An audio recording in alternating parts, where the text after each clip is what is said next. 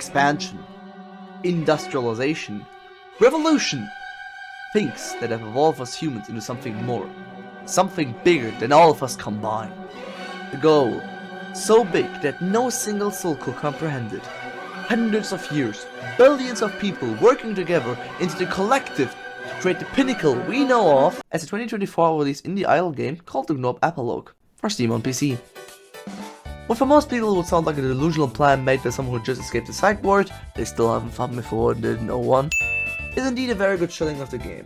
In the pinnacle of humanity, known as of the year 2026, we have an oversaturated market of games. By the time I'm writing the script and this video being released, Black Ops 8 will be on its way. But let's put AAA aside. What about indie games, or more specifically, idle?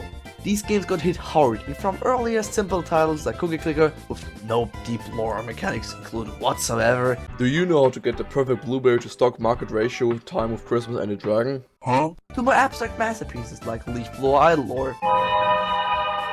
There's an idle game for literally everybody. But what if you don't want some cheap, microtransaction-filled garbage? What game is there to play? Wait, why did I ask this question? Oh no, not again. Please, I need it. I need to see Season 3 of Hazbin. May I take you on this wonderful journey into the realm of the Gnorps? Then let us endure.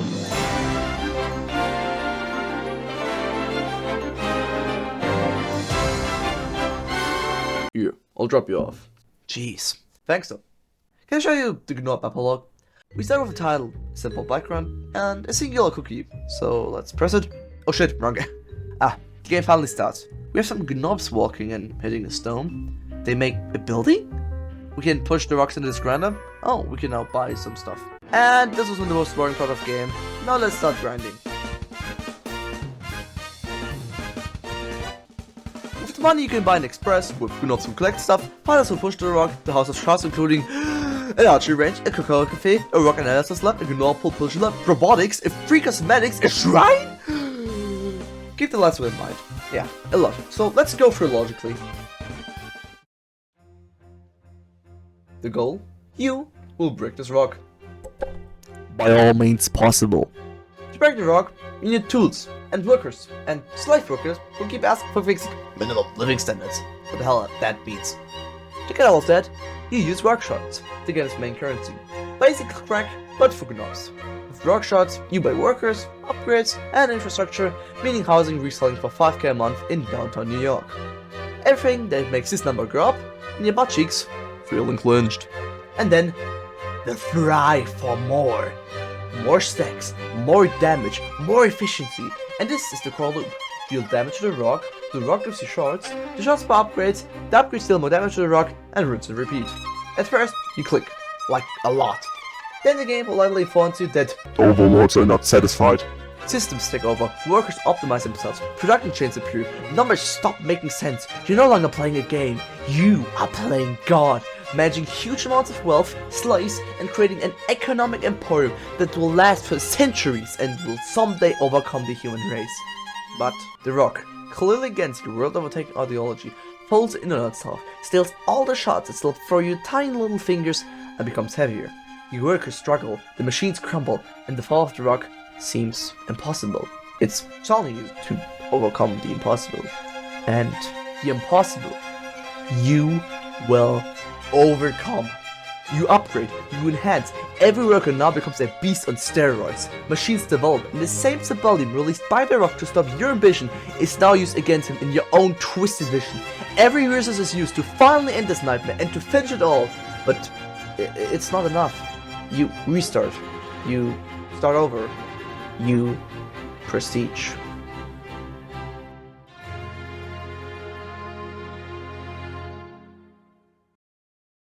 And then, it's over. The game introduces prestige. Not as a reward, not as a grind, but as a reset. A willing choice you accept by pushing this button. Because starting over is simply more efficient.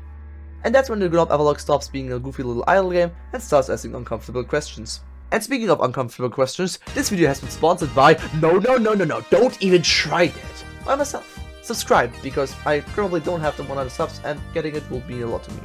Anyways, after you prestige and have lost your precious empire, you start again, from scratch. But you get something called prestige points. These make the way up again way easier with things like ice and fire, higher fire range, or real estate, which really step up your rock breaking game. And the more prestige you get, the more free upgrades you get from the sites, like more starting knobs, one free civilian, a multiplayer, or the shrine. Remember, keep the lights on. This building is busted, and after you have sacrificed 90 knobs to find the chosen one, you can use them to get extreme juicy damage. And with some procedures you can bathe knobs in lava and get an achievement. To be honest, most of the achievements you get is by playing the game and Expanding your empire. and some have requirements like having 100 fighters, play a rhythm game, execute 20 drones on the spot, or to Think fast, Chuckle Nuts!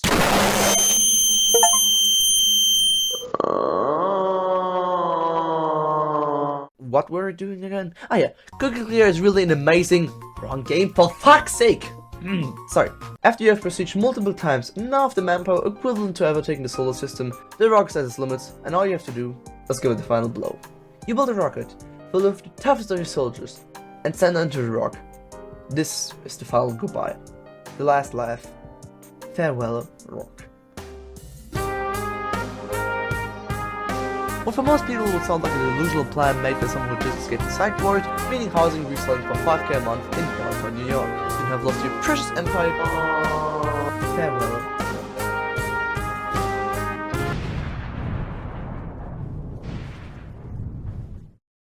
Oh fuck, the rock is actually still alive.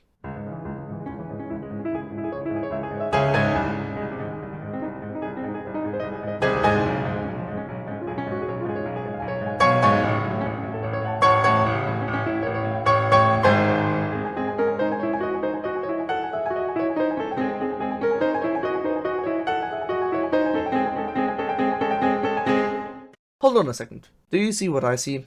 The Gnops want to destroy the rock so badly. Not out of hate, not out of fear, but just because.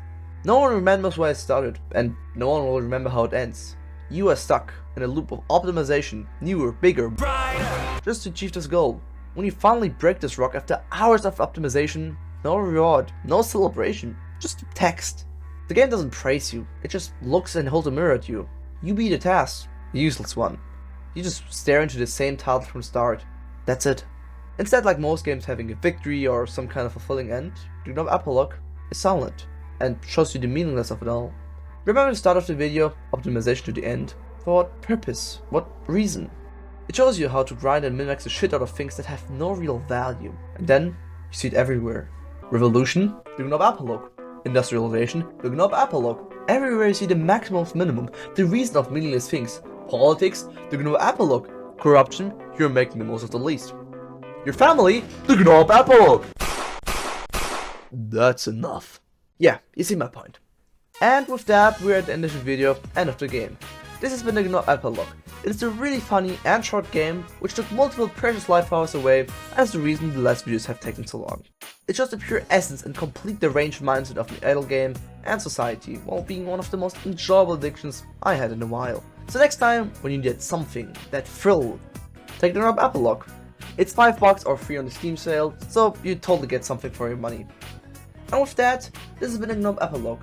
My name is Big Basti, and I'll see you soon. Cause the game's over. Or is it? Fuck yeah, let's reset the save point!